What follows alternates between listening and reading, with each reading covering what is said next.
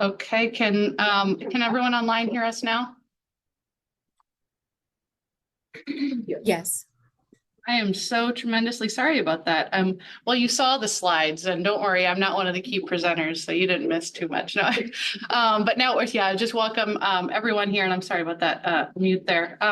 But today we're going to be talking about addressing the healthcare needs of Kansas City's unhoused in our IQ forum, and for a litany of, as you all know, social and economic reasons, the U.S. Unhoused population sits at 500,000 and approximately 800 on any given night here in Kansas City. There was a March 2023 study out of University of Chicago that found that homelessness is associated with a 60% greater mortality risk than poverty alone. And non-elderly people who've experienced homelessness face 3.5 times higher mortality risk than those who are housed. And so this forum really today is to highlight a number of subject matter experts from different perspectives in the field of unhoused populations, both regionally and nationally, so that we can think and collaborate together on different strategies and consideration for how we overcome these risks.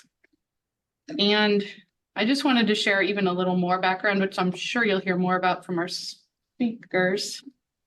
But this obviously is a public health crisis, as we know. We know that people who experience homelessness have less social inclusion, privacy, and dignity. There's negative impacts on human development. There's reduced life expectancy. Some studies have shown that it's 30 years disparate. We also have a higher risk for adverse health, period, including both communicable and chronic diseases. Also that there's reduced treatment access, and then also treatment adherence when even access is found.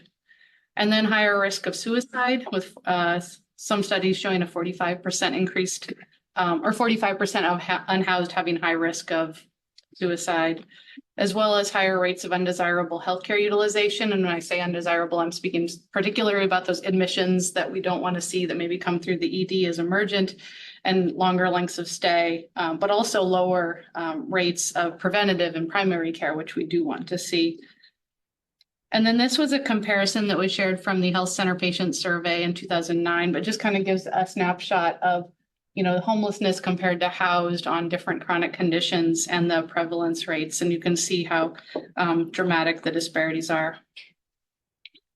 And so with that, I turn it to the real experts here today. So who we'll hear from. Hopefully I stayed on time. Oh yeah, totally did. Okay, so our first speaker who we'll be hearing from is Naomi Jamal, who will be providing a federally qualified health center perspective on individuals experiencing homelessness and the health equity approach. And then we'll be hearing from more of a policy perspective on how policy can better address the needs of the unhoused with from Sapita Jelani, who is recently here to Kansas City, but it was at UC San Diego Health. And then we'll be hearing a nonprofit provider perspective on street medicine, the importance of meeting people where they are, from Janelle Osman at Care Beyond the Boulevard, and then a philanthropic impact perspective on preventing evictions and negative health outcomes from Jim McDonald. So really great lineup today, and also look forward to the panel and the Q&A. So just a reminder to everyone, we usually do kind of the discussion point or period at the end. So if you have great questions, jot them down and be ready for the discussion. With that, and then join us May 16th for our next forum. And with that, I will turn it over to our first speaker, Dr. Jamal. Good morning, everyone. Just bear with me. I'm going to go ahead and share my screen. Please let me know if you can see the screen. Yes, I'm just going to try and minimize.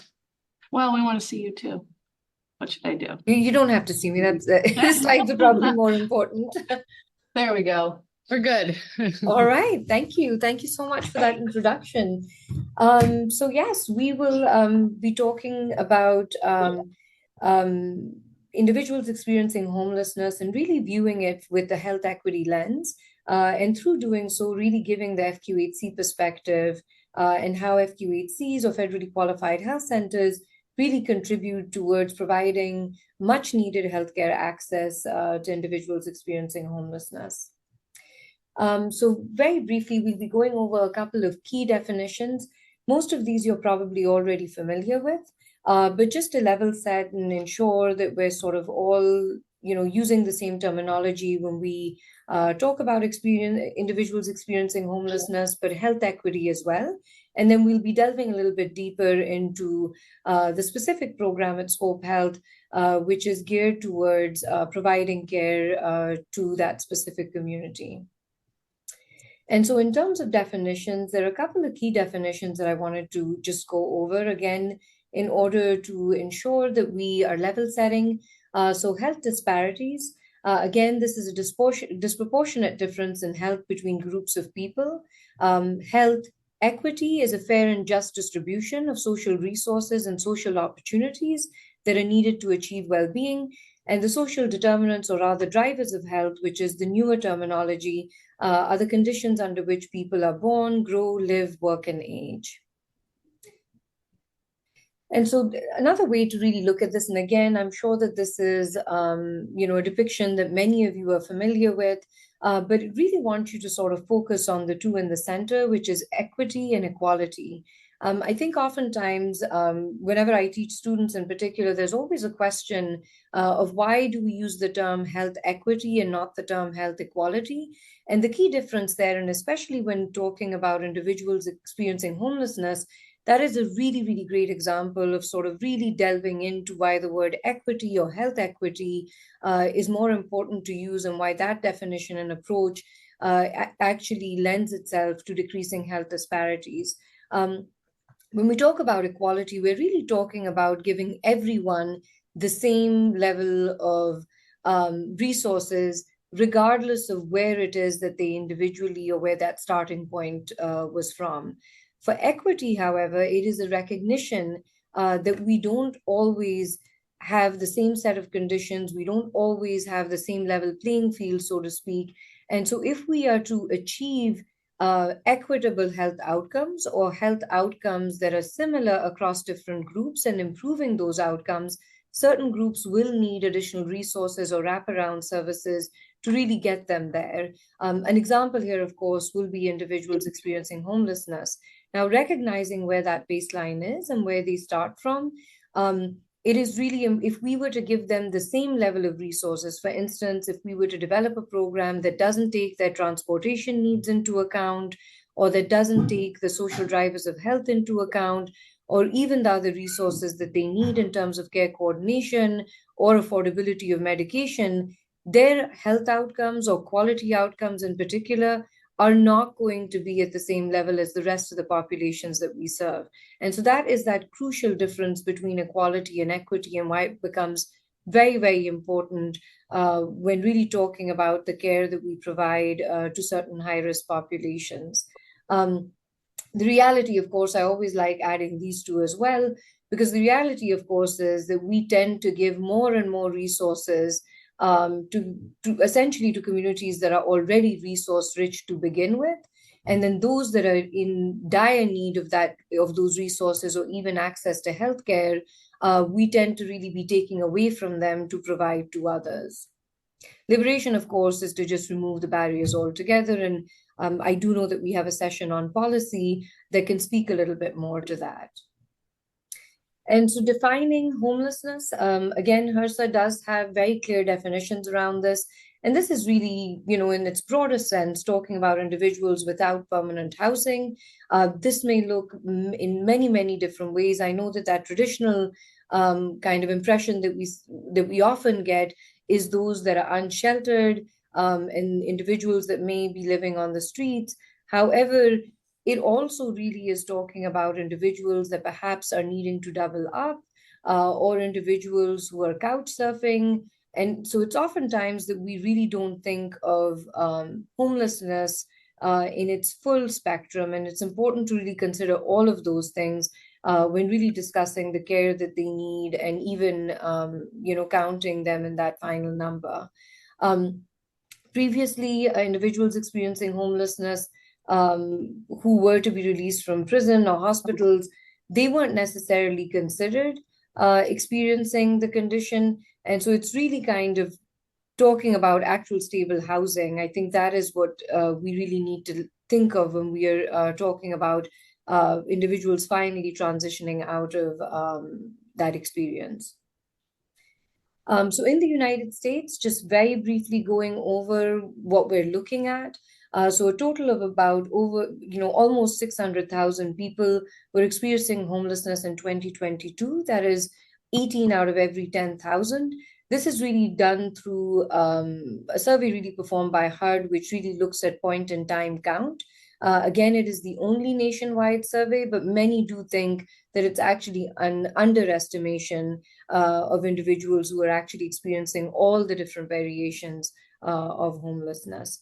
Again, this also kind of shows you that the vast majority are individuals, and many of those individuals are actually unsheltered.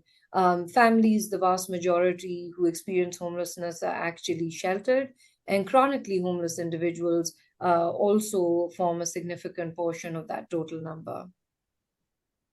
In the United States, we're actually also looking at health disparities. Again, since we are viewing this from a health equity lens, the homeless population we do find is largely male, and the individual adults, about 68% of those do end up being male. White Americans are numerically the largest racial group, representing about 50% of all individuals or people experiencing homelessness. However, most people of color have disproportionately higher rates compared to their white counterparts.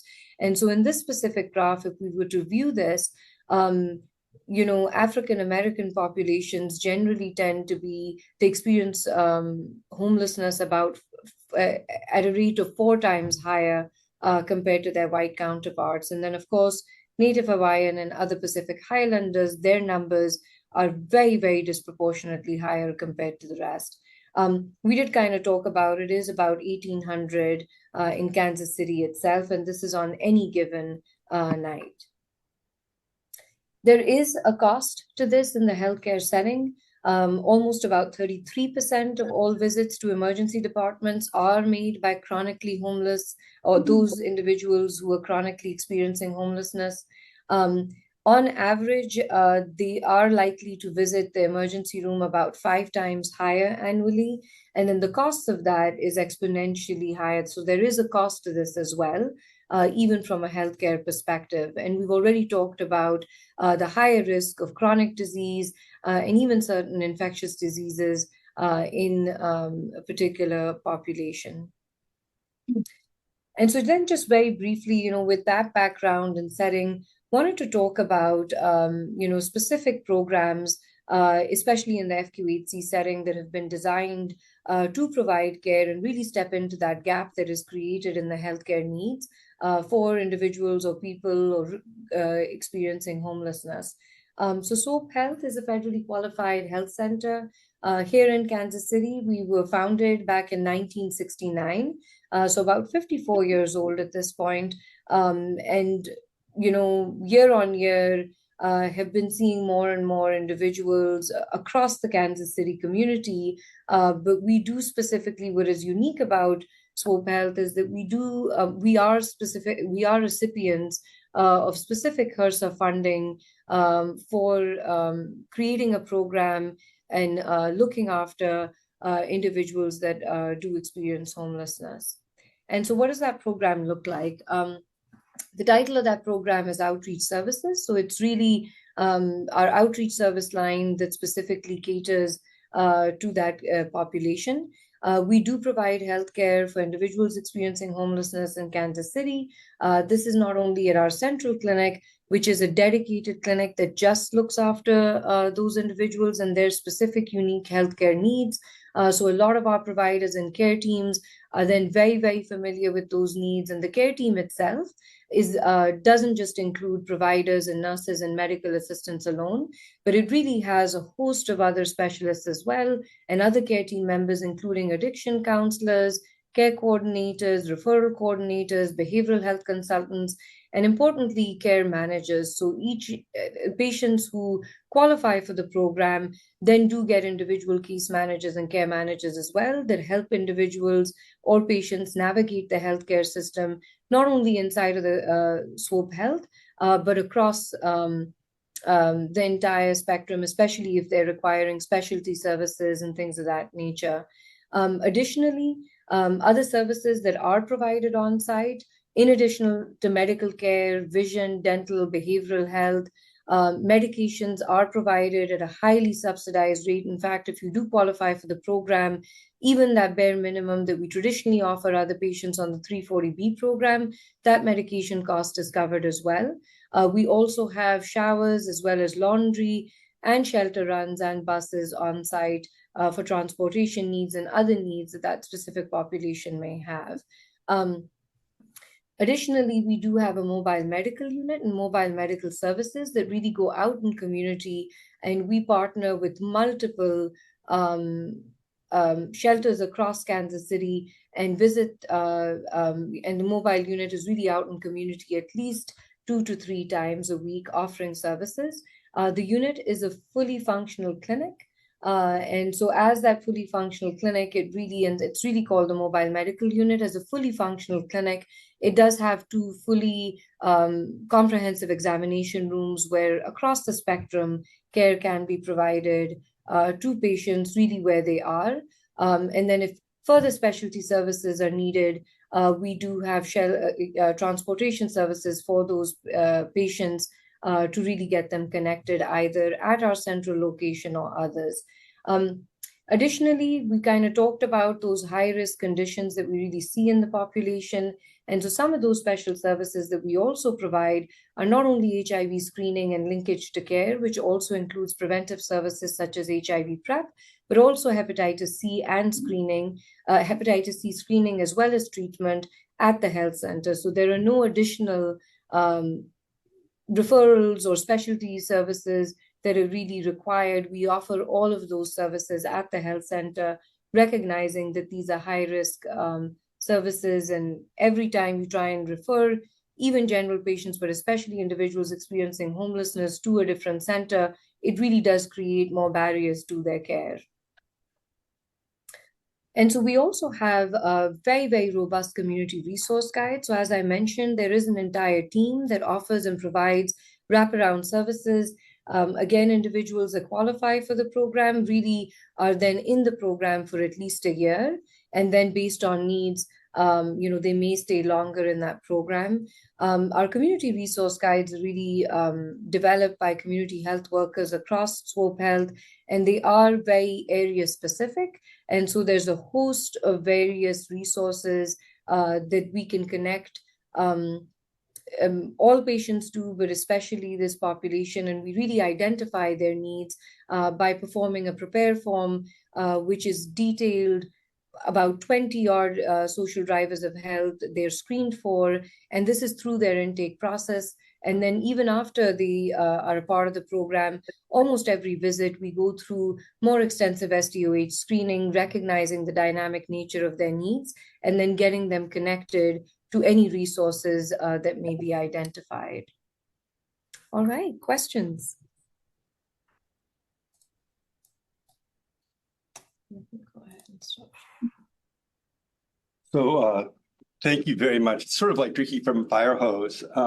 And I have a bunch of questions, but unusual to me. I'll be deferential to others if they have questions.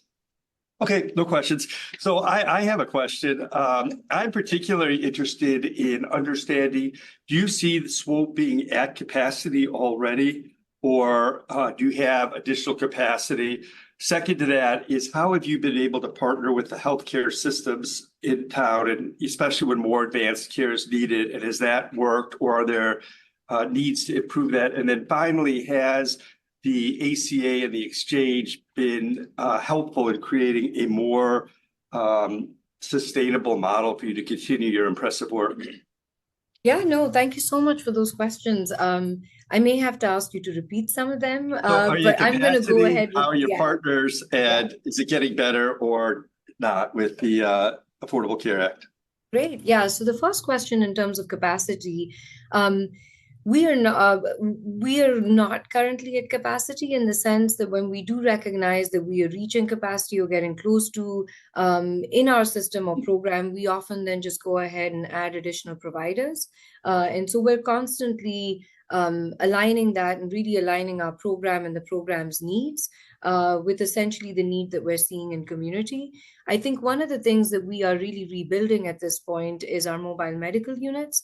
Through the COVID-19 pandemic, that service was a little restricted, but over the last 18 months or so, it is now fully functional. Started off with just reintroducing 1 day a week, and now we are back to about 2 to 3 days a week. And our goal really is to expand that ultimately to 3 to 4 days a week. And so things of that nature in terms of capacity, we're constantly really viewing and looking at what the need is. And I do, really liked one of the presenters' topic where it is really about meeting our patients where they are, especially for this population. So we're constantly relooking at this model itself and seeing how do we make ourselves more accessible to our patient population.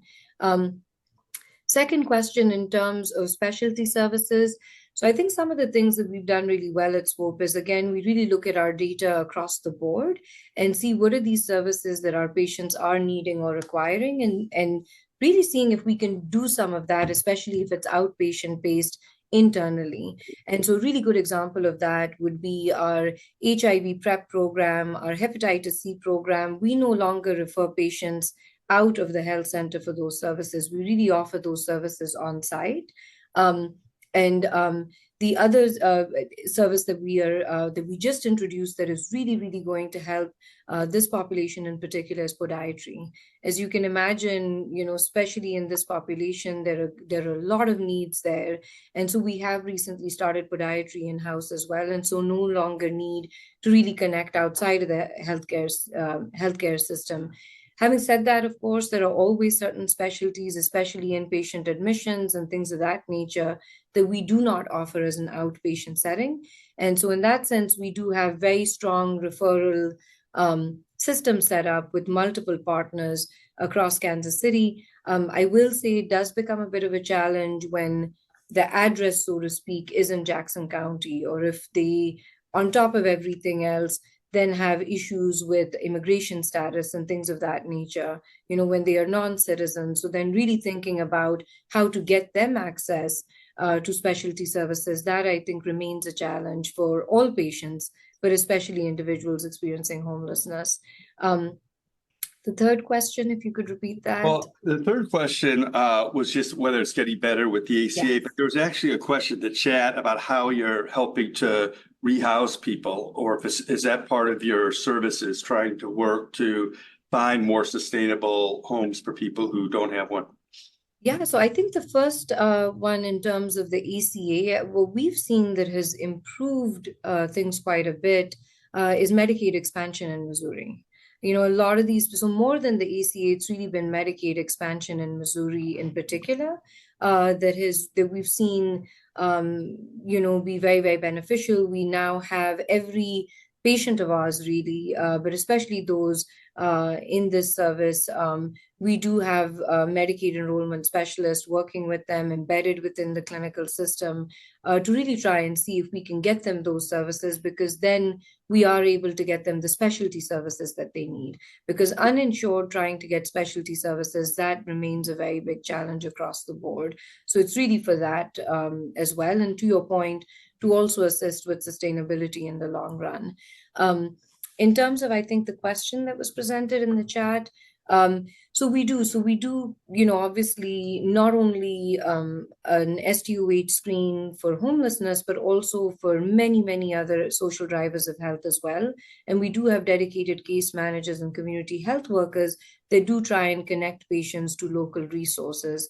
But as we know, housing is short, and I do know that we have another presenter who's really going to talk about that. So housing in general is in short supply in Kansas City, and so that remains a challenge, but we do have dedicated case managers and community health workers that definitely connect our patients to local resources when they are identified. Super, thank you very much. We really appreciate, she's got to bolt to another meeting, so I really appreciate you staying on, and thank you so much. Yeah, thank you. Thank you so much. Next slide. Thank you. Oh, sure. Thank you, Dr. Jamal. Thank you. I'm just gonna join on up. And then while Pat's pulling the slides, we are very excited to have a second perspective, which is a policy perspective from Dr. Sapita Jelani on how policy can better address the needs of the unhoused. And she's Associate Professor of Surgery with UC San Diego Health. Or you still? Yeah, Yes, okay. I am. Thank you so much for giving me this time to speak. So my name's Seppi Day, rhymes with happy day, so you can remember it more easily that way. I am a surgeon, I must say, but I worked on housing, food insecurity, substance abuse, substance dependence for many, many years. And we came up with a plan for San Diego because, as you know, there are a lot of homeless people in California, and about 650,000 homeless people. And actually the statistics that you had from Dr. Jamal had from Housing and Urban Development shows that we gained another 80,000 people over 1 year. And I think this year, once they do the 2024 January statistics for the Department of Housing and Urban Development, we'll sadly see that the numbers have gone up. And as the numbers have gone up, 1 in 500 Americans is homeless. So that means that any convention center, any large gathering that you go to that has 500 people or more, you're going to see somebody homeless on the street outside of that function. And so this has become the reality in the United States. And for those of us who travel quite a bit. I'm sorry, you can keep talking. Someone noted that the slides aren't showing, so I'll work on that while you talk. Okay.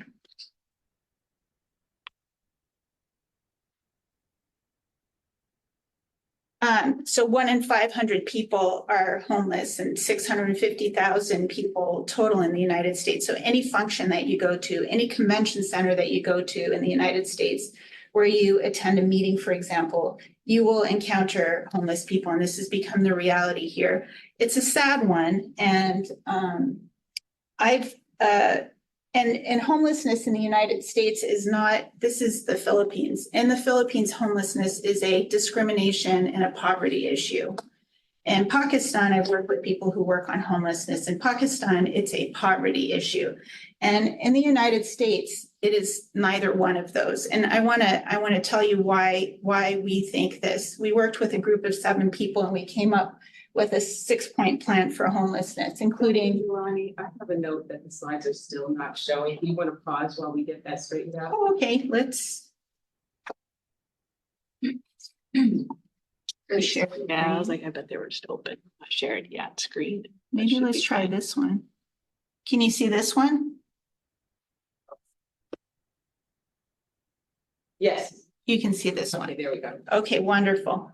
That's great. So we talked about temporary housing with Dr. Jamal's lecture.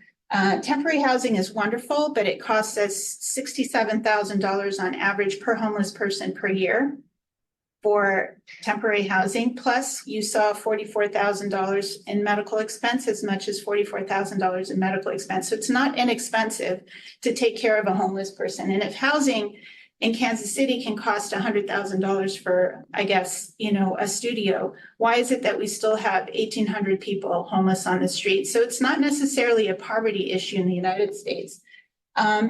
Permanent housing, yes, it's hard to come by. And the narrative in California, where we were from or are from, was that housing was the issue. And that's why we have so many homeless people, because the cost of living is so high.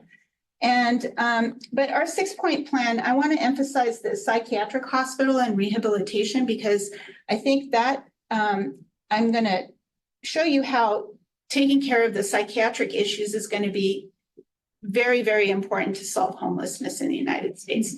So we have to kind of rethink the housing, the narrative that it's a housing issue, and change that to it's actually a mental health care issue, and we need to rethink mental health care if we want to solve homelessness in the United States. Let's see if we can page down. Now I can't page down. You have to click on this slide. And then I think. Let me do the clicker here. I just don't think it's on. I think it's on Zoom. Let me do this one. Okay. So as I mentioned, most of our homelessness expenditures are for temporary housing. And in California, even though we've spent more and more on homelessness, and in fact, we had with our recent election just 2 weeks ago, we had a proposition that was going to take money out of the hands of the counties and give it back to the state so that they could work on homelessness a little bit more. It was more a proposition for show rather than a solution for the problem. So unless we think about mental health care, we're not going to solve the issue. So this is a gentleman right outside of my office building. So San Diego is a big city, just outside of downtown. University of California, San Diego has a big hospital.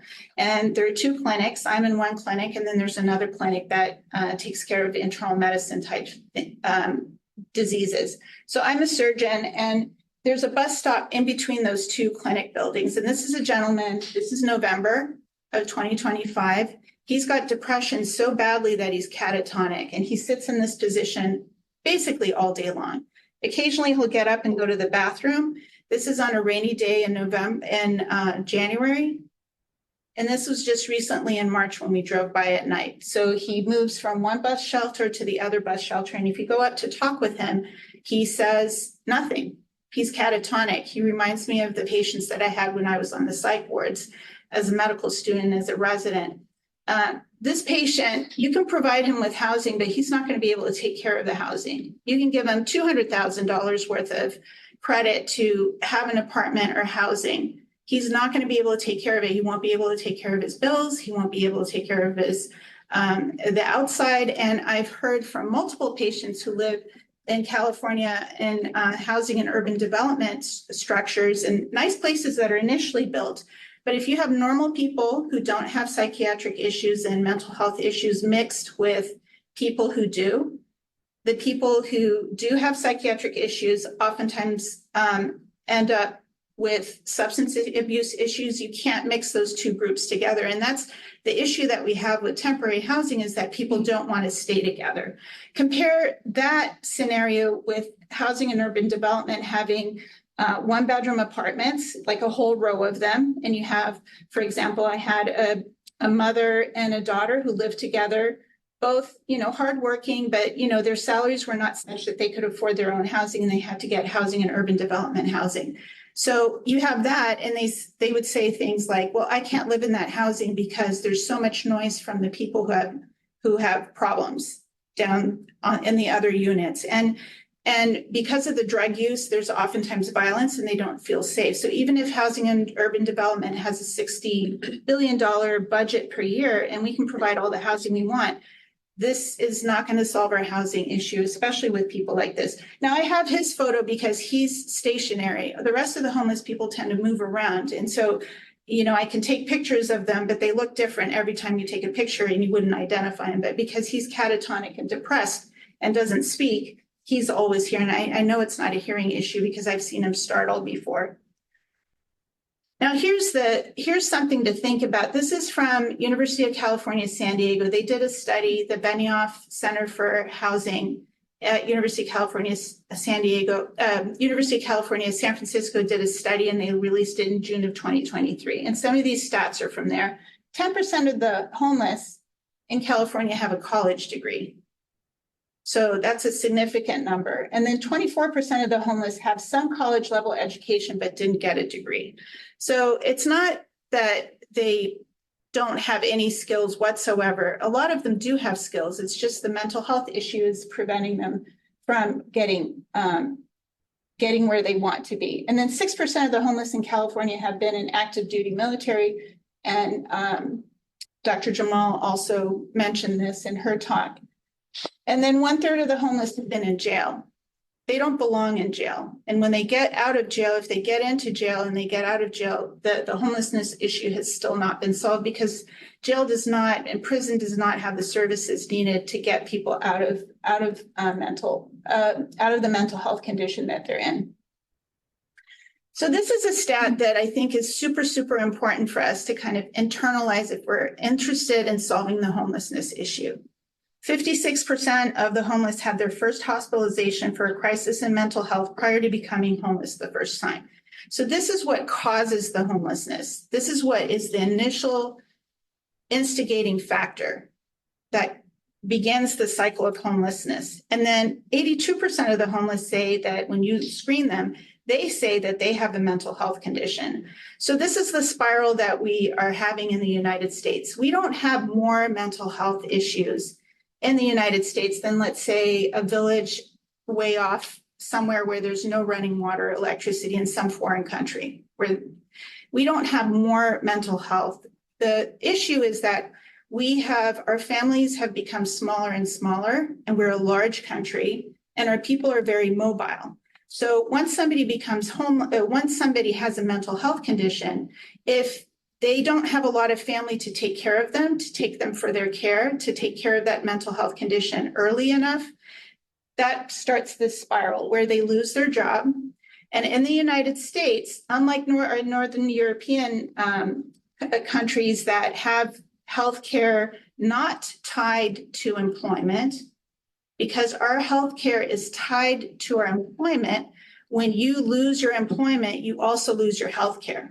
And then when you lose your healthcare, that exacerbates the problem and makes your mental health condition worse because you can't get care. Then you end up on the streets. And because our families are small and it's a big country, where are you going to go? I've had patients who have had issues from Ohio, for example, and I've asked them, why didn't you go to Florida? And they'll say to me, well, it rains in Florida. And if you're going to be homeless in Kansas City, we had that big hailstorm last night with hail this big. That person who you saw sitting in the bus station outside of UCSD, he would not be able to live on the streets as well if we had hailstorms with hail that big. He can survive an earthquake, but he can't survive a hailstorm. So that leads to loss of housing. And then when people live on the streets and you can't get medication for the pain that you're experiencing as a homeless person or because of whatever issue that you have, what do you resort to? You resort to the drugs that are on the street. And then right now, meth and fentanyl are the two most popular ones. And the issue with fentanyl is, the overdoses that we see. The issue with meth is that it irreversibly changes the brain. You can talk to any of the psychiatrists who've dealt with people dealing with chronic meth use. It irreversibly changes the brain. So unless we get a hold of this cycle, we're just going to have more and more and more homeless people and unhoused people on our streets. So 31%, this is in California, of homeless people report using methamphetamines 3 or more times per week. So what's one of the other factors? This is another factor, that half of the homeless have experienced physical or sexual violence before age 18. So this is something that we need to prevent, working on our foster care system, working on security for our children, working on having, I think, smaller classrooms. Some of the classrooms for our public schools have 40 or more kids. And how can you detect that a child's having a problem if you're a teacher and you have 40 children in your class? So we really need to think about budgeting for better education throughout the country, making sure our class sizes are small enough so that these kids can get detected by a teacher. So there's some responsible adult. If they're not getting care at home, that somebody in the school can pick up these kids and make sure that they get to safety before they get into the spiral that then leads to 4% of our homeless are 18 to 24-year-olds. We failed as a society if we have 4% of our homeless being 18 to 24-year-olds. So what do we suggest for the psychiatric hospitals or the mental health care centers? I think in the group that we worked with, which included myself, my husband, Alex, we had an anesthesiologist who does drug rehab. We had a hotel developer. We had the chief of psychiatry at University of California, San Diego, who, by the way, came from Toronto, where he had a 450-bed hospital, dedicated mental health hospital. When he came to San Diego, he had 0. So, it's very hard to take care of patients if you don't have a center. And, that during the Reagan administration, the thought was that with outpatient medication, we'd be able to treat a lot of these people with outpatient medication. But that hasn't been the case because I think our population is mobile. It's not like a village where, if somebody comes down with a mental health condition, there's 20 people in the village and they can't travel far. But here, once you become mentally unstable, you can actually travel quite far and your family can actually lose you. And I've heard multiple stories from patients. I've had patients where The daughter's a medical student. And when you call, you finally find who the patient's family is. You call and they're like, well, I'm a medical student. I didn't know my dad was homeless for the last 5 years. We just lost track of him. And so these are the stories that we hear a lot about. So what about this? This is rethinking mental health care in the United States. We need to really commit to building, I think, centers where everything that you need to take care of mental health is under one roof. These can't be the scary brick buildings of the movies with the light green corridors and people screaming and attendants dressed in white. These are scary images that we have in our movies. It's in our collective psyche. And this is something that we kind of need to overcome. And I think the only way we can overcome it and provide care for the patients who need it is to build entirely different. You'll see this is an AI generated image that I did with one of my fellow radiology colleagues who helped me do a sinus fly through many years ago, and he's very talented that way. We have public transportation. It's a park-like atmosphere. We have to completely rethink the way we do mental health. I tell patients, when I put this up, some patients wrote to me and they said, oh, you're trying to build prisons. This is like that prison in Sweden where it looks really good on the outside, but it's actually a prison. So you want to imprison us. And I assured people that, no, this is not going to be a prison. This is going to be someplace where you can electively come. Just like if you have a heart problem, you're not scared of going to the heart hospital. You don't go there to die. You go there to get the treatment that you need to get on with your life. So if we have everything that we need under one roof, people can come here, they can get their substance abuse, their substance dependence taken care of. If they're unhoused and they don't have any skills to stand on their own feet, they can get hooked up for vocational training where they can learn some sort of vocation. They can get their mental health issue taken care of. And 10% of the population will not be able to leave. The other 90% can get back on their feet. We just have to make an effort to do that. And the public transportation is particularly important because people need to get there.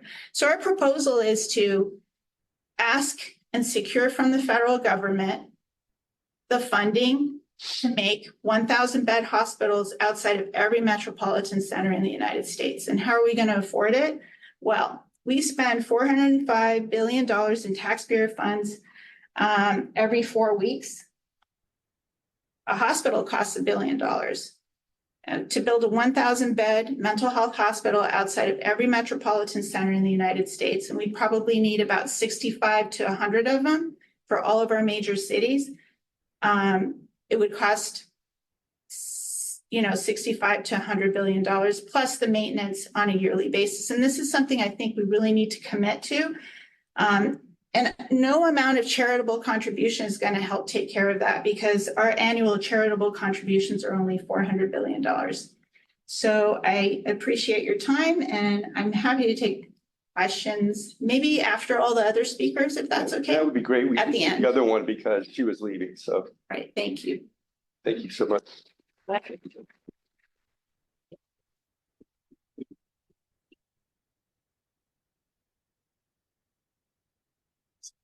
you. All right, let's see if we can share the screen appropriately. This to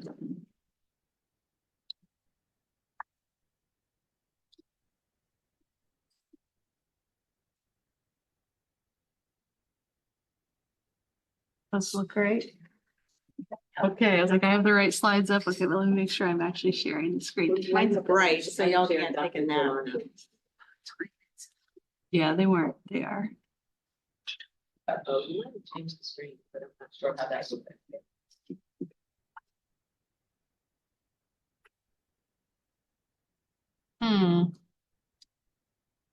Well, we are stopped shared. So. Escape button. Stopped share.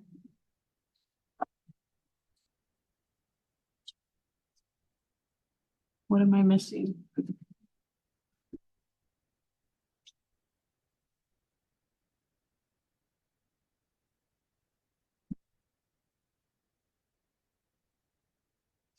Slides. You want to go to this folder? No, I already have them open. Just trying to close hers. They are, that's what I wanted. to do. Sorry about that. It's like we've never done this before. Changes every time. Every computer is a new computer.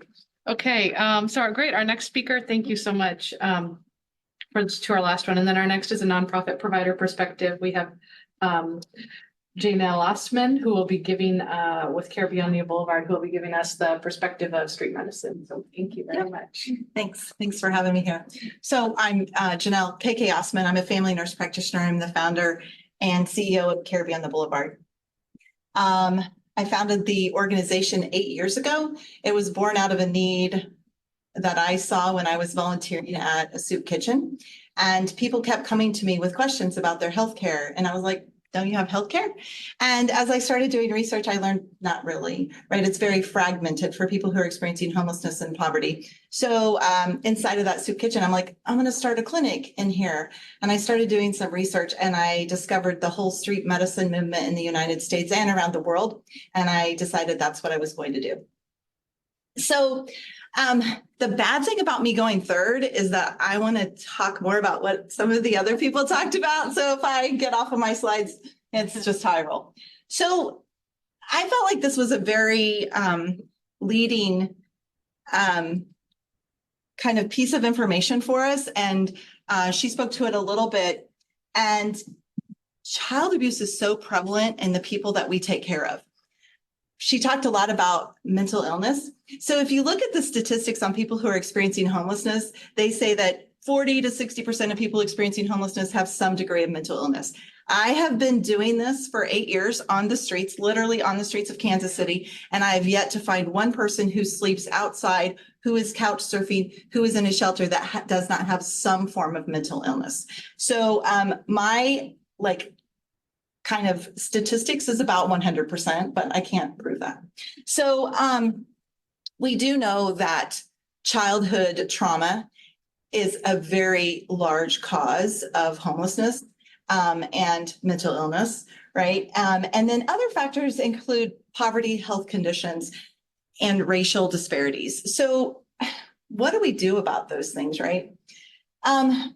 We did a study on ACEs scores. We had a medical student a few years ago that we wanted to compare the ACEs scores to our patients to that of people who have never been homeless.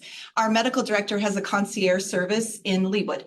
And so he put out an email to all of his patient population and asked them and told them what we were doing and said, would you do an ACEs score for us and give us your responses? The average score of his never homeless ACEs of his patient population was 1.8. And you can see what ACEs is. Oh, I'm sorry, adverse childhood effects. Okay. Adverse childhood events. So what the ACEs score is, it's 10 questions, and it talks about prior to the age of 18, did you have, there's like abuse, anyone in your home ever use drugs? Did you see your mother abused? There's these 10 questions. What we know about ACEs scores is that people who score, they've changed it, but it is about 3. People who have an ACEs score of 3 have a higher risk of hypertension, heart disease, stroke, like diabetes, all of these like normal, shall I say, health issues. But nobody's really ever done a study on people who are living outside and what their ACEs scores are. So we felt like this was really interesting that of the rough sleepers that we interviewed, 57% of them scored over 5. To me, that's a huge number. So then we look at the health conditions of people who are sleeping outside. And Dr. Jamal spoke to this a little bit. But I think for us who don't sleep outside, we're going to see that a lot of these health issues are the same things as maybe people in our families or people that we take care of who are not sleeping outside have. When we are out taking care of people who are sleeping on the streets, we're taking care of the same things as when I worked in an office. So what we do with street medicine is we go to the people. And I've oftentimes had people say to me, like, what's the difference between what you do and what SWOPE does. We literally go to encampments, we go under bridges, we go into parks. When we meet people where they are, we have a fully licensed provider who sees them and treats them. We have every single one of our clinics has a fully licensed physician or a nurse practitioner or a combination thereof who can treat them where they are. We have medication samples that we can give them, or if they have insurance, we'll send that prescription to the pharmacy, and we'll even help pick it up for them if they are like, I can't get to the pharmacy. So we really are working to bridge that gap to manage some of these chronic conditions that are oftentimes unmanaged, that lead to hospitalizations, that lead to ER visits.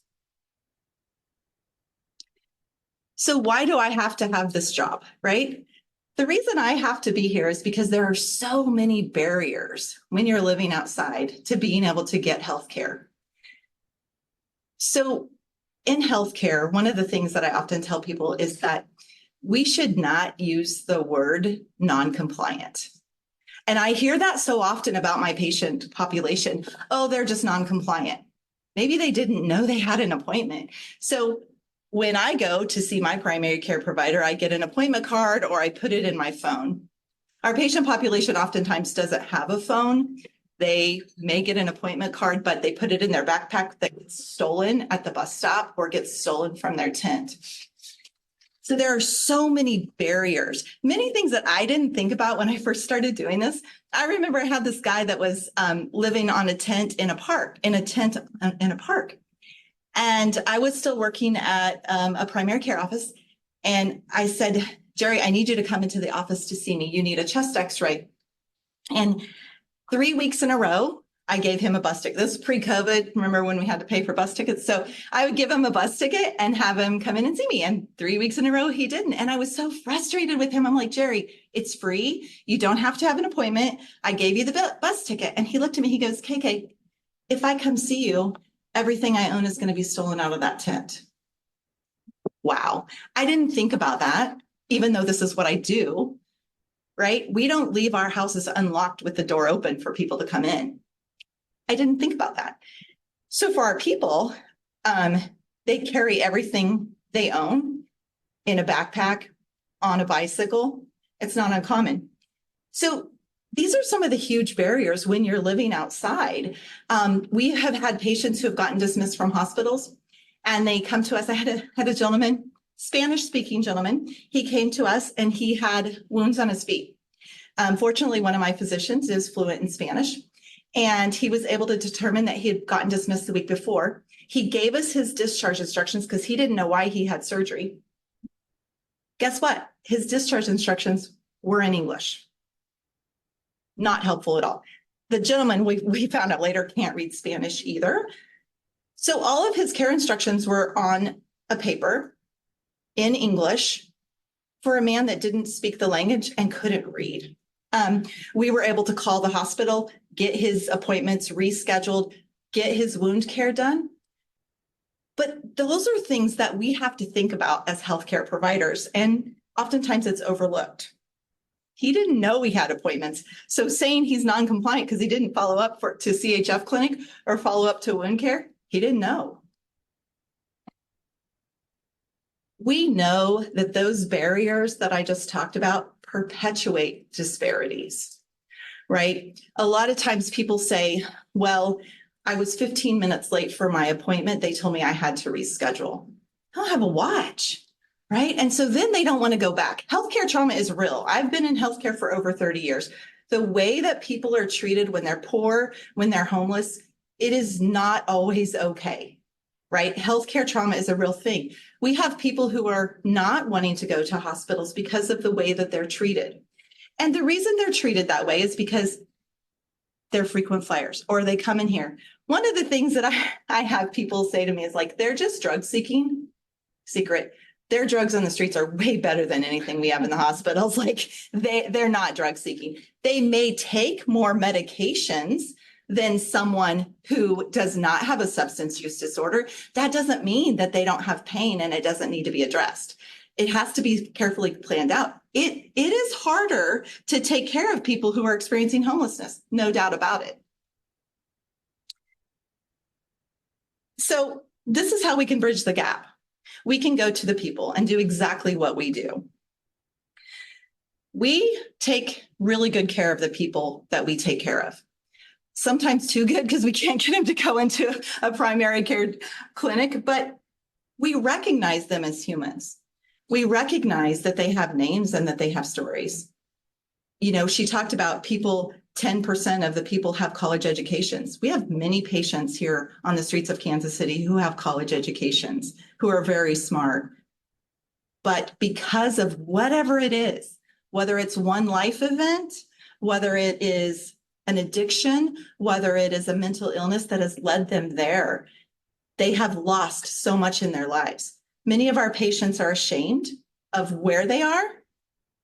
Many of them don't have any connections with family or friends anymore. So we try to make sure that we go to them and that we recognize that they are humans and that they have worth. One of the things about going into encampments, going back in to see people where they are, is it creates a vulnerability in us that allows them to further trust us. We had a patient one time, a case manager called me and said, hey, I think he has frostbite, but he doesn't want to see you. I'm like, I can't make him see me. So she convinced him to see me at one of our clinics. And he had frostbite. We'll just, there was brown liquid in the plastic bag that was wrapped around his foot. And so I saw him, I'm like, you really need to go to the hospital. This is really bad. He said, I'm not going. If that's all you're going to tell me, I'm leaving. I'm like, okay, let's talk. So we talked about it and said, you know, you could lose your foot, you could lose your leg, you could lose your life. He said, I don't care. I'm not going to the hospital. I've been treated poorly. It doesn't matter. Okay. So we made a plan that he would have to see us twice a week and that we would continue wound care and to take care of him. That day, I have about 250 volunteers. One of my volunteer physicians came in. I said, he's actually happened to be a surgeon. I said, I got something for you. So he went in there and he came back to me. He said, KK, he needs to go to the hospital. I said, I hear you, but he's not going to go. So he debrided his foot. He came back to me. He said, I stopped when I got to the bone. I said, okay. And so the plan, this was a Monday. The plan was the gentleman was going to come back to us on Thursday.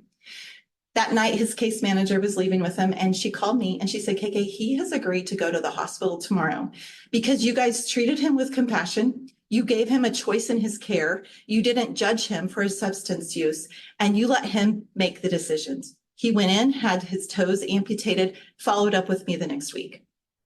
It's about choice and it's about not judging them. Street medicine. Jim Withers is the founder of the street medicine movement. Just a little side, Kansas City as the host, Care Beyond the Boulevard is the host for the 2024 International Street Medicine Symposium in September of this year.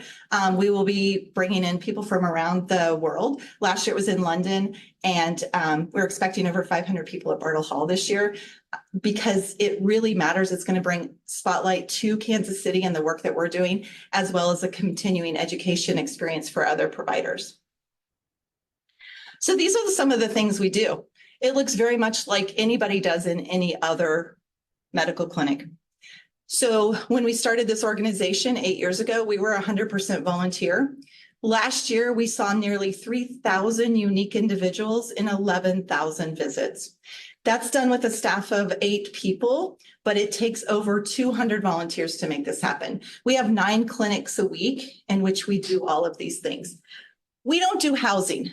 Now, housing is healthcare, absolutely no doubt about it. But what we do is we stay in our lane and we do healthcare and we do it well, and we partner with other organizations. One of the things we do in relationship to housing is IDs and birth certificates. You know, you can't get a house if you don't have an ID or birth certificate. You can't get a job.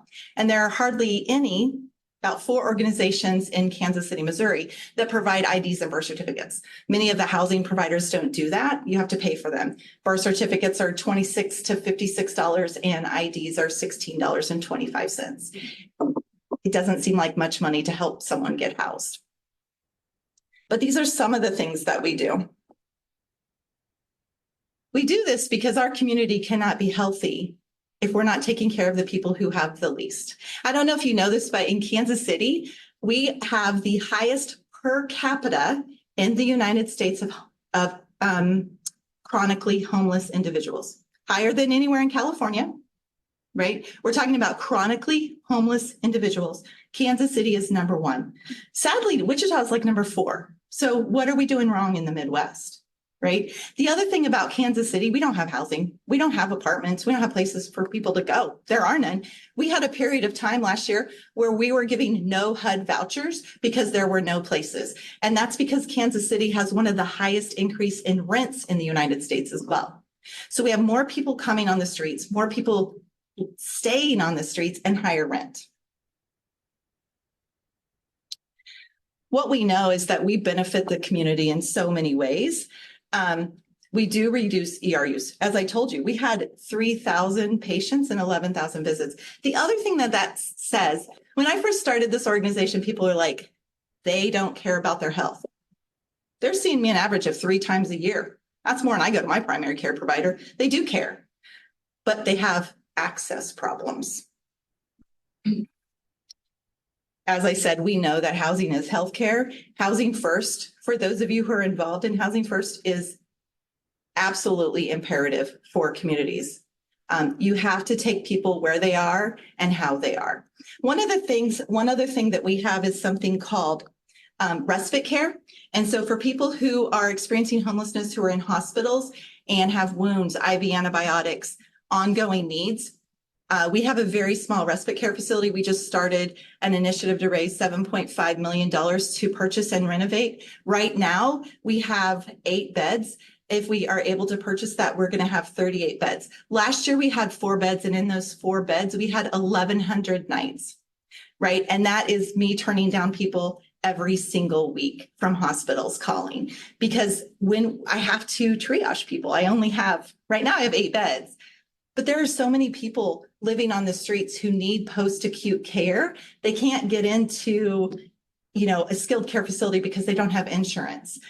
We also have physical therapy. We have a volunteer physical therapist. And for those of you who know anything about Medicaid in Missouri, it doesn't cover home physical therapy, and our patients don't have homes. And so our physical therapist will volunteer and help for people who have had hip surgeries, knee surgeries, things like that. We know that street medicine works for people. We know that we can improve the overall health of the people that we're serving, as well as the health of the community. And it's very important to recognize the worth of people. We help people get off the streets and move them forward. It's one person at a time, one patient at a time. That's all I got. Thank you.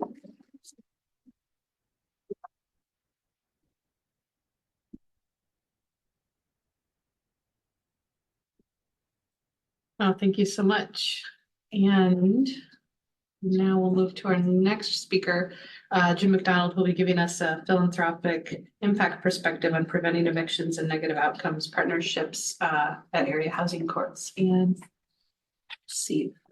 Someone right there. Oh, I know it. Okay, let's try this again. This is a very weird and moody screen that I have yet to understand. How about if I just remove her slides?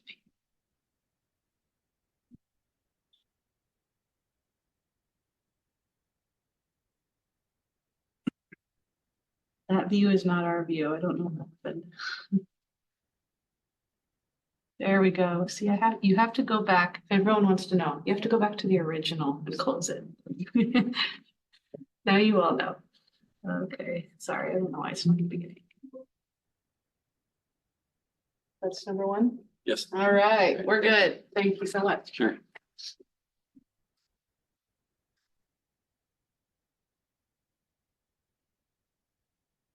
So I don't have a lot to share about healthcare delivery, nor do I have a lot to share about serving homeless individuals and families, because the perspective that I bring today is through the lens of working to prevent homelessness among a housing unstable population by preventing evictions in area housing courts across Kansas City.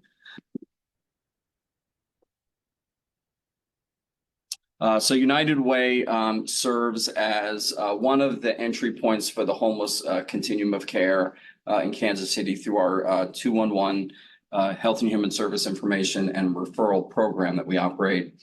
But I think the way that we're most directly engaged in this work is through our work in a partnership with area legal aid providers, where we're serving people who are at risk of eviction, meaning that their landlord, or at imminent risk, I should say, their landlord has filed an eviction against them. It's given us a lot of insights into this idea that housing is healthcare, that you can't achieve positive health outcomes without housing. And that even with housing, if you're continually faced with the risk of losing it, you're going to see those negative health outcomes. So those connections that we've seen, I think have really developed some convictions among United Way leaders and our nonprofit partners about the importance and the important link between housing and healthcare. So each week, about 276 renter households in the housing courts across Kansas City, there's 6 of them, are in eviction court and lose their housing through what lawyers refer to as default judgments, meaning their landlord has filed an eviction against them through the legal process. They get a court date and they know that it's kind of a losing proposition, so they don't even show up for their court date. And then they lose by default, regardless of how strong the merits of their side of the argument might be.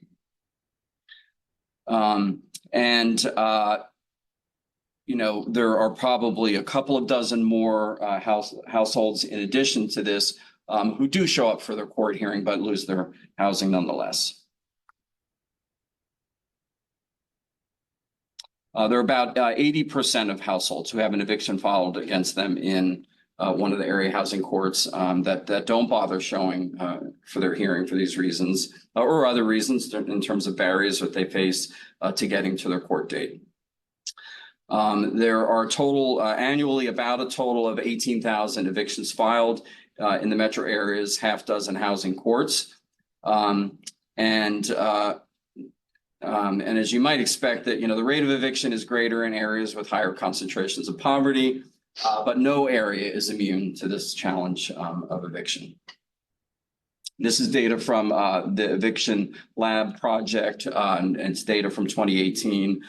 There was a dip in eviction filings and actual evictions during the pandemic because of really 2 factors. One, various iterations of an eviction moratorium that were in effect during COVID, as well as unprecedented amounts of rental assistance that helped to stop a lot of evictions or slow the rate of eviction during COVID. But we've seen the rates of eviction filings return to pre-pandemic levels.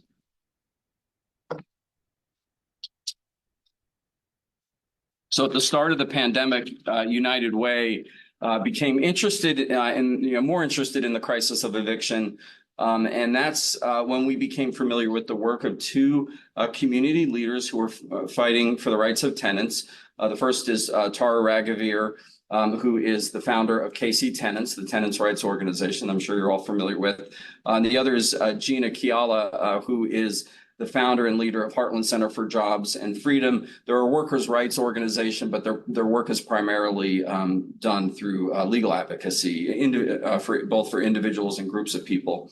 So at the beginning of the pandemic, both of these organizations began just visiting the eviction court downtown in the Jackson County Courthouse, and to meet with tenants to find out about their experiences, to see what, if anything, they could do to support them and to stop evictions. And at about that time, we got introduced. We kind of learned about their work, and we had just received a small grant from the General Mills Foundation for COVID, but it was unrestricted. So we decided to earmark it for families facing eviction in housing court that were being served by these organizations.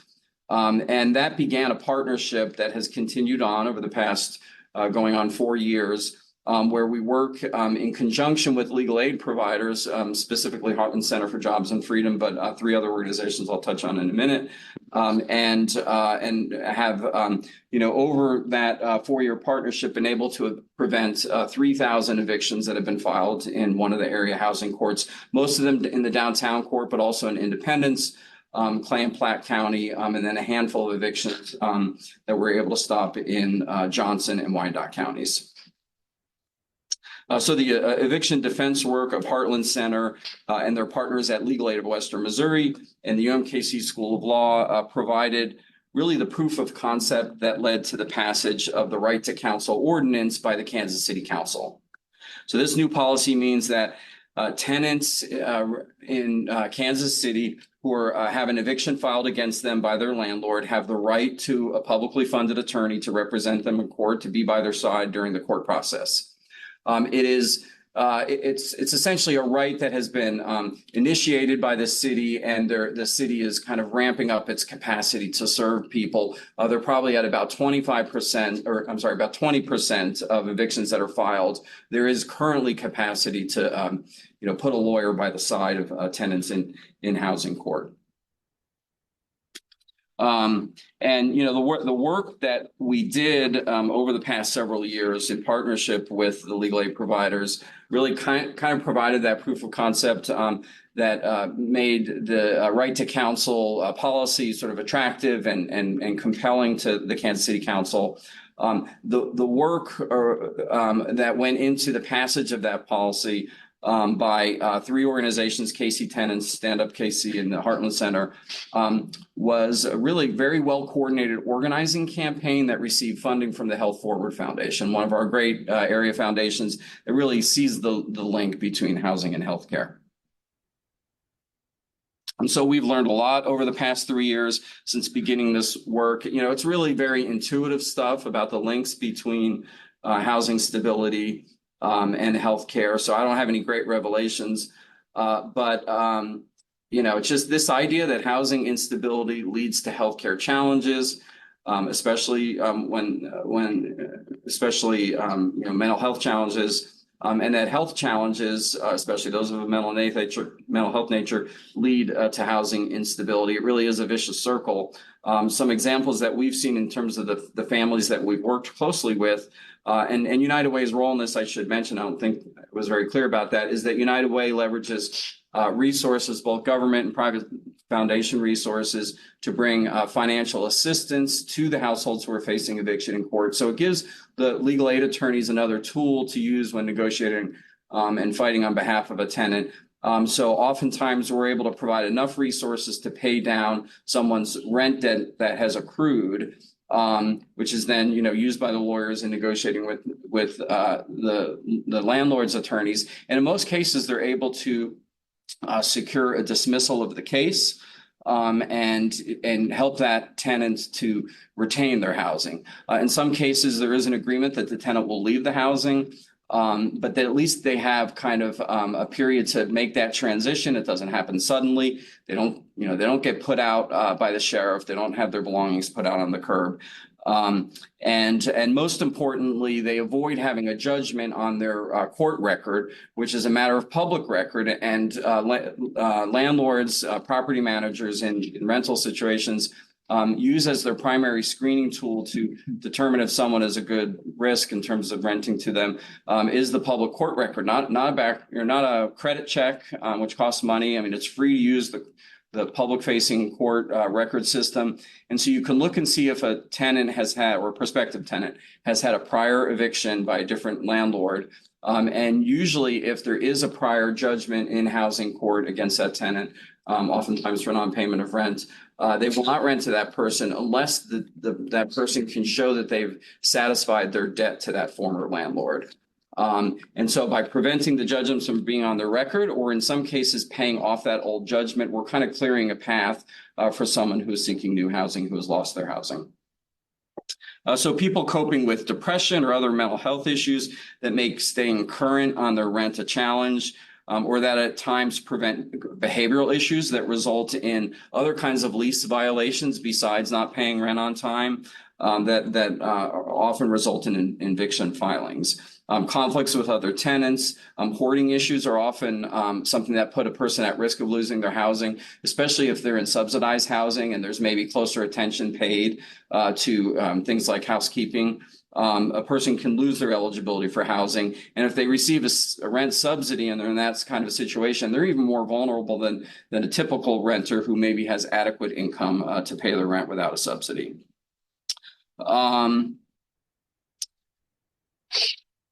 And so for a subset of households experiencing eviction, this stress comes with that comes with housing stability as a fact of life, and the threat of eviction looms over them on a continual basis.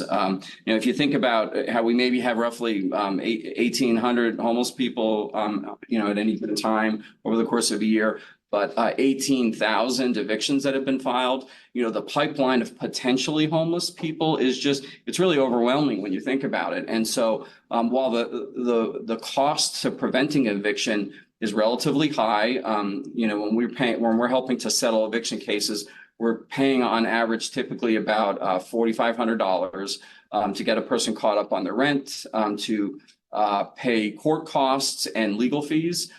So while that is a high per unit cost, it's much, much lower than what the cost would be to society if that person becomes homeless, or if they have to go to a transitional living program or a temporary housing situation operated by a nonprofit organization. We looked at some data. So we've served as thousands of households over the past several years, and we looked at some data in terms of repeat filings against the tenant. So this idea that some people are constantly in threat of eviction because of their housing instability. And so we were curious to see, we had a number of clients come back to us, after 6 months or a year and a half. And we're curious to see of the people that we had served. And so we took 1,000 households that we had served in the downtown court in Kansas City. And we looked over a couple of years after we initially served them to see if they had an eviction filed against them another time. And we were a little bit surprised by what we saw. I think it was 52% of the people we had served had a subsequent eviction filed against them. And in some cases, they had several more evictions filed against them. So on the one hand, that's, kind of a jarring statistic, and it kind of contributes to a sense of how overwhelming the challenge is. But on the other hand, the 48% of those people did not have any subsequent eviction. So by stopping that one eviction, so for about half of people, if this data can be extrapolated, about half of the people who experienced an eviction that we served, it was really an episodic event in their lives. It was a result of sort of temporary hardship, and by helping them to avoid becoming homeless by avoiding that eviction on their record, they didn't need help again. They didn't come back for additional assistance. And we also, we looked at the court record to see if they had an eviction filed again. So we didn't just base it on looking to see whether they'd come back to United Way or the legal aid organizations. We kind of relied on the court record to see if there was another eviction. The other thing that stat underscores is not just the vulnerability of tenants, but kind of the ruthlessness of a subset of landlords. Most landlords are good actors, and they're responsible, and they follow the law, and they treat their tenants with respect. But there is a subset of landlords who do not.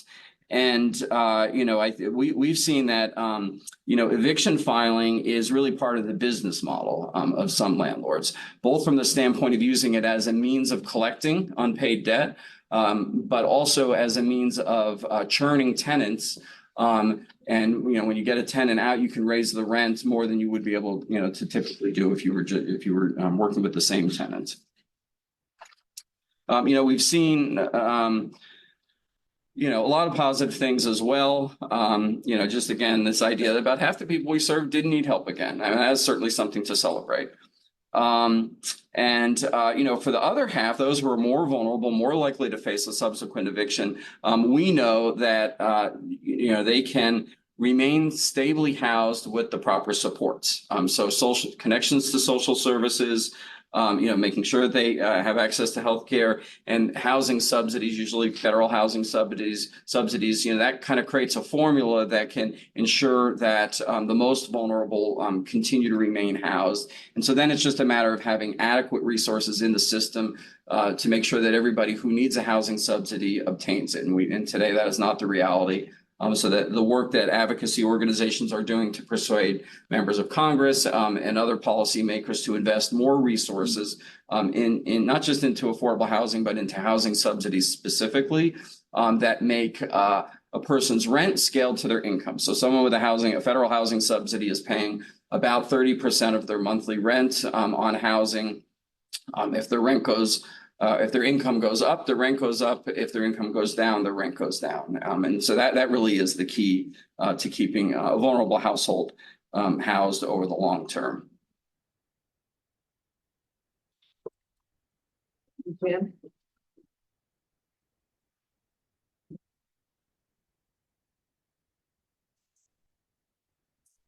So we've got all of 8 minutes for questions, but I hope we can run over just a little bit. And I've got to say, every time I come to one of these forums, I learn so much more. And I was, vaguely aware of the challenges of homelessness. We often used to,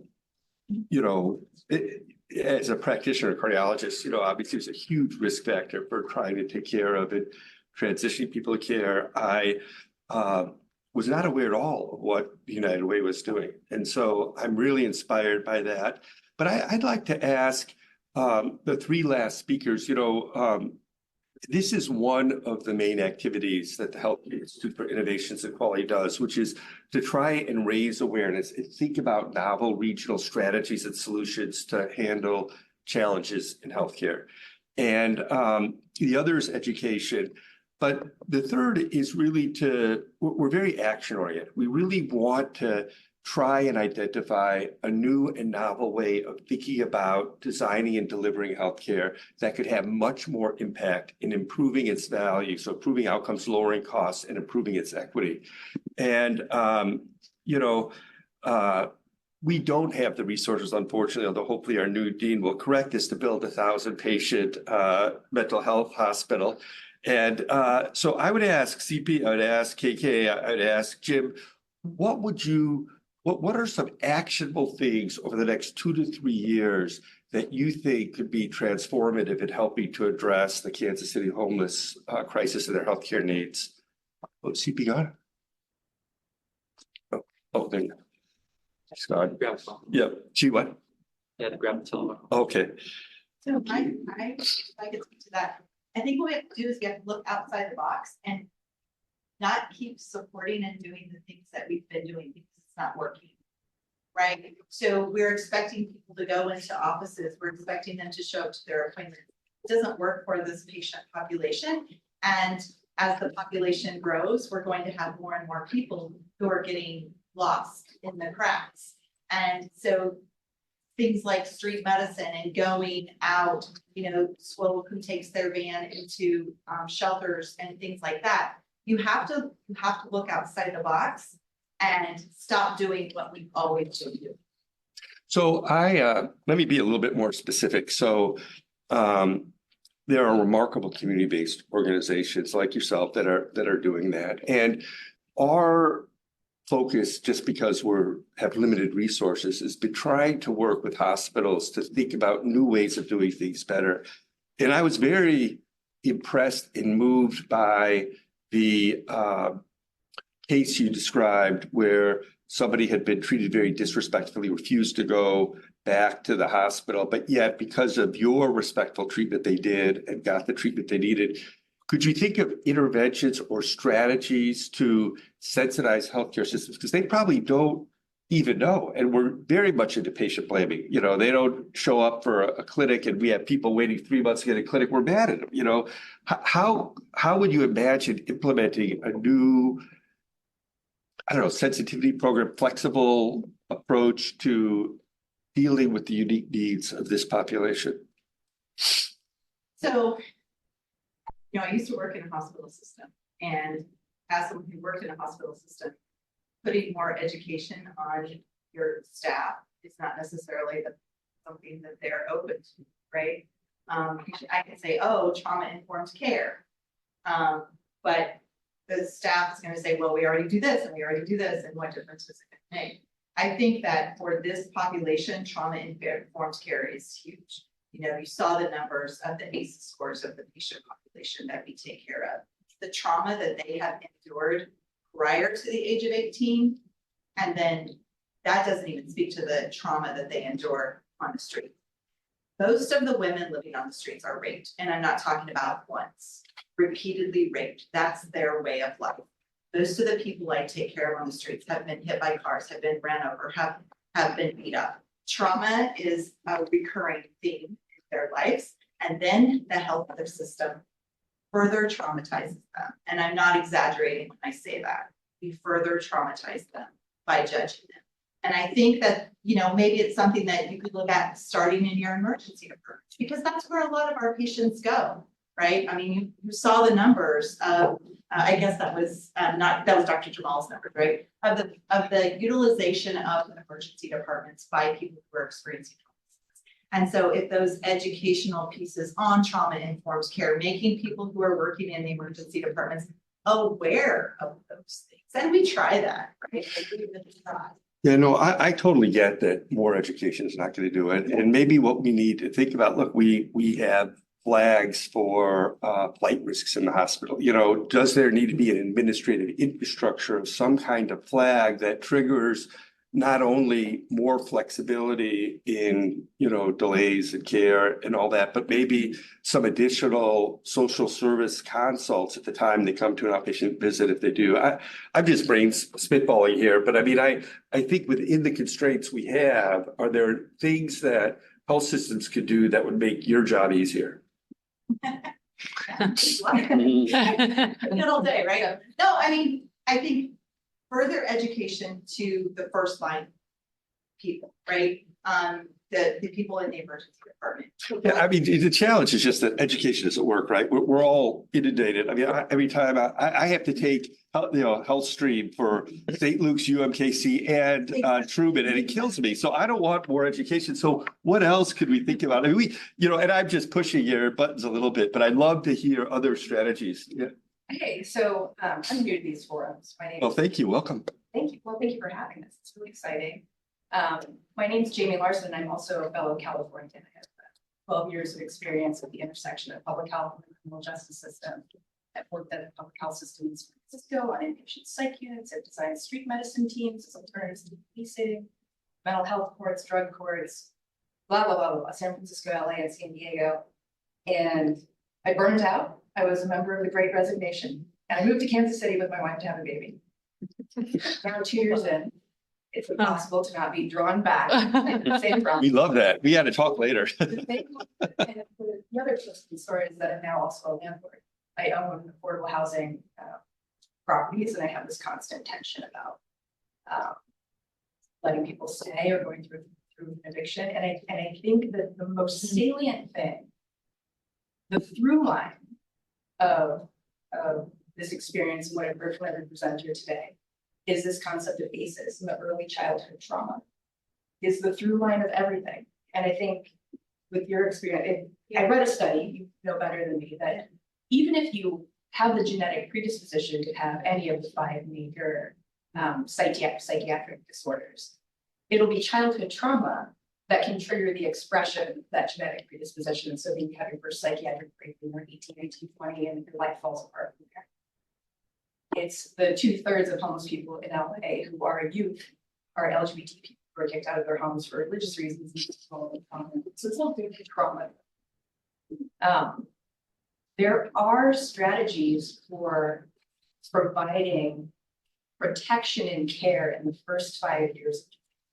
LA has this program called First 5 LA, and it basically is a program for wrapping families, mothers, children in the most protective envelope of care in those first 5 years, and then watching that have a preventative effect in later years of work. This is not going to be solved in our generation or the generation after us, but I think if you want to address like what can healthcare do now, if the through line of all of this is early childhood trauma, then things that get at the root causes and consequences of poverty and really protect children in the first 5 years of life, that will yield the best net outcome.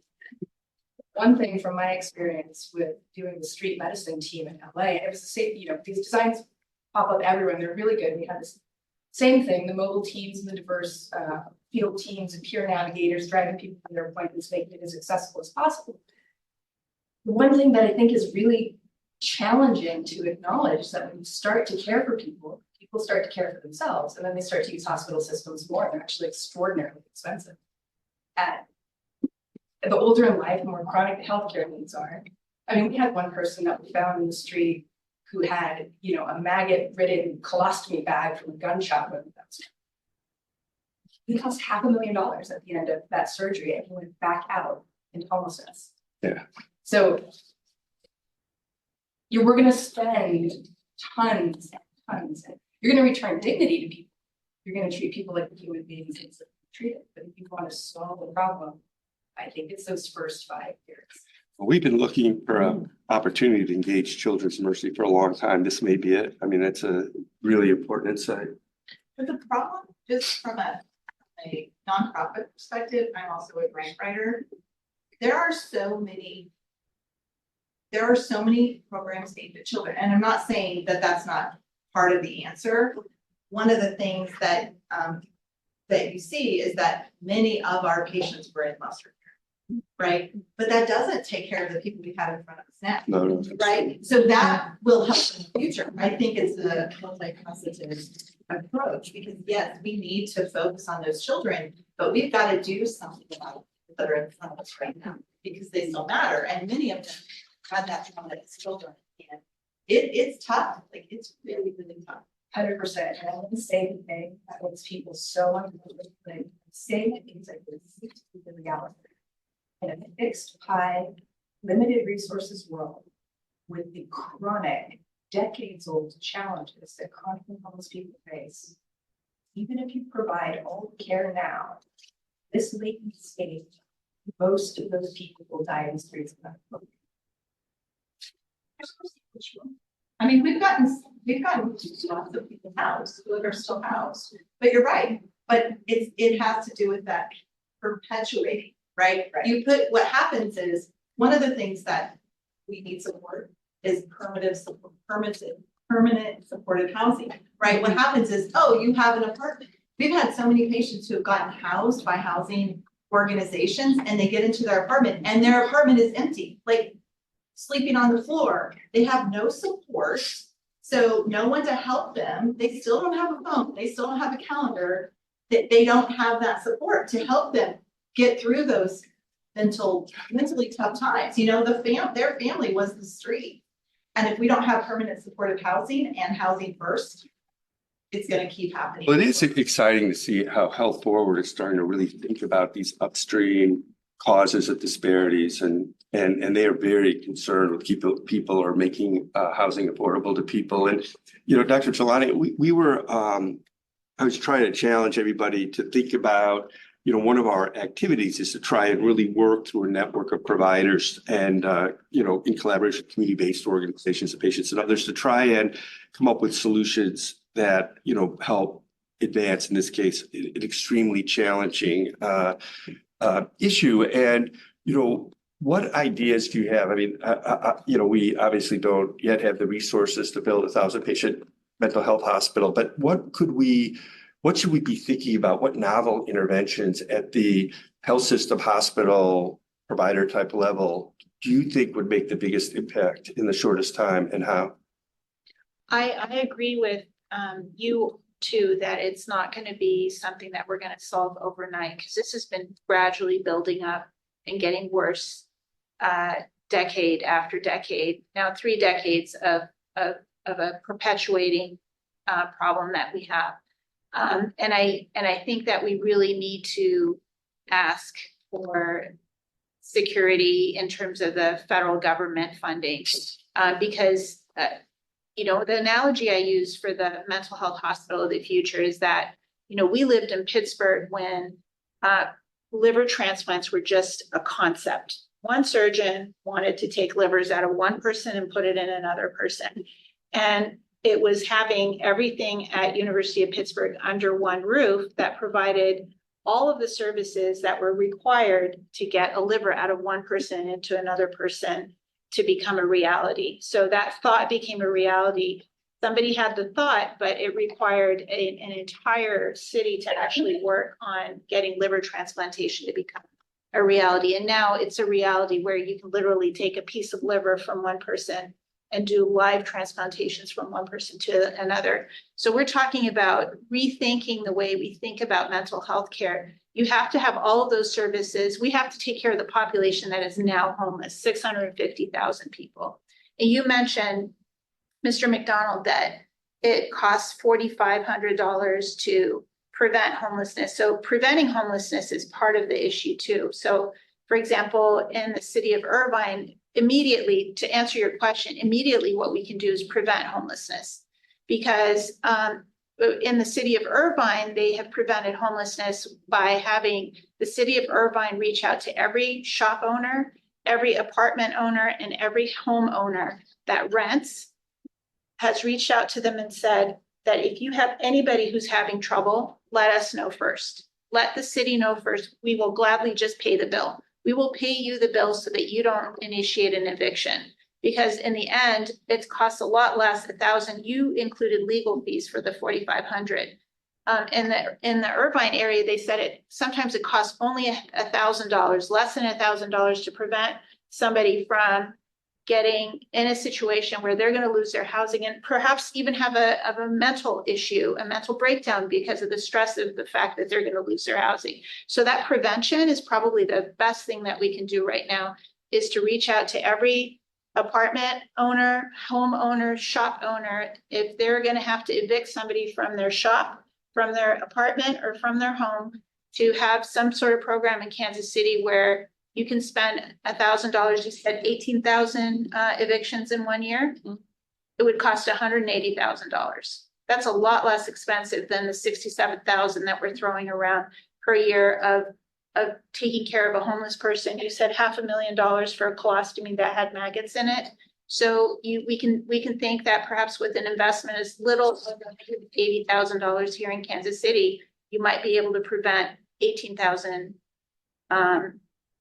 I'm sorry, 180,000 Yeah, so it's more like, million. I'm bad at math, Yeah. 1.8 million or 18 million. Yeah, 18 million. I'm sorry, 18 million to prevent those evictions over. And there are a lot, I talked about an average, well, we stop plenty of evictions for $1,000 or less. And it's amazing how frequently evictions get filed for that small of an amount. So, Right. And they're less than $1,000, you said, Yeah. for some of them. oh, yeah. But, for the homeowner who needs to pay their mortgage, they don't want to lose their home. They don't want to lose their investment. And so that's something that I think in the short run might actually work quite well. How's your capacity doing, Jim? I mean, you guys, Well, part of why we were able to do so many over the last several years was historic levels of federal rent assistance that are now winding down. So what we're doing is working on piecing together a continuous funding stream that'll make this work possible into the future. But, it takes either global pandemic or global recession to get the federal government to make these really extraordinary investments. So, it's hard not to be pessimistic about what the future holds for this work, because without the federal government being involved, states and municipalities don't have adequate resources.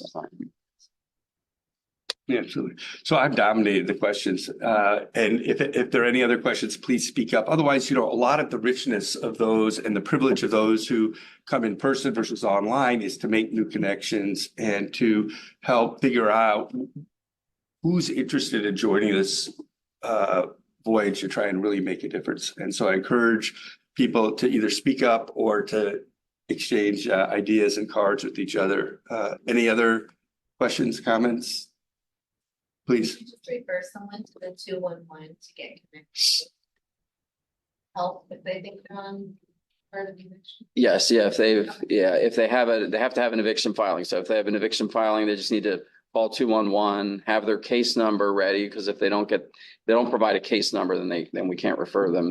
And then they'll get connected to a legal aid attorney who will then connect them to a United Way social worker to complete the process.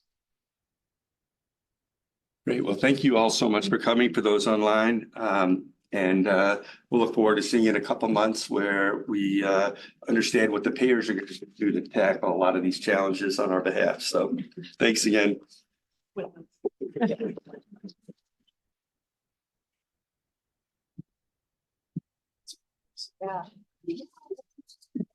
Yeah. It might try.